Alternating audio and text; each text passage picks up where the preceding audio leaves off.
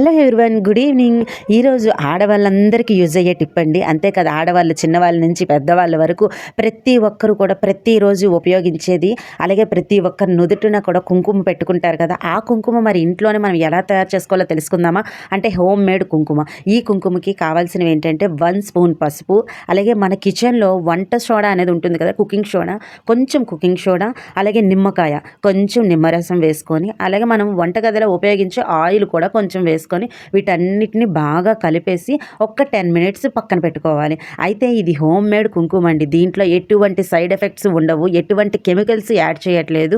ప్రతి ఒక్కరి ఇంట్లో దొరికే ఐటమ్స్తోనే కుంకుమ అనేది తయారు చేస్తున్నాను. అయితే చాలామందికి తెలియదు కుంకుమ ఎలా తయారు చేస్తారో. తెలియని వాళ్ళ కోసం మాత్రమే ఇది.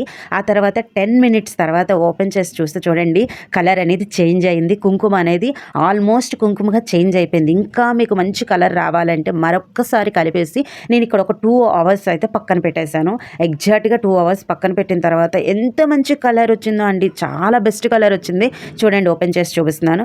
ఇంత మంచి కలర్ వచ్చిందనమాట. కుంకుమ కూడా పెట్టుకుంటే చేతితో పట్టుకుంటే స్మూత్గా ఉందండి. మరి ఇంకెందుకు ఆలస్యం, ప్రతి ఒక్క స్త్రీ కూడా నుదుటికి పెట్టుకునేటప్పుడు బయట సైడ్ ఎఫెక్ట్స్ లేనివి, కెమికల్స్ యాడ్ అవ్వలేనివి మీ చేతితో మీరే తయారు చేసుకొని పెట్టుకుంటే ఆ ఆనందమే వేరండి. చూసారా చిటితల్లి మొహానికి ఎంత క్యూట్గా ఉందో. ఈ వీడియో కనుక లైక్ అయితే కామెంట్ చేస్తే, లైక్ చేస్తే సబ్స్క్రైబ్ చేసుకోండి.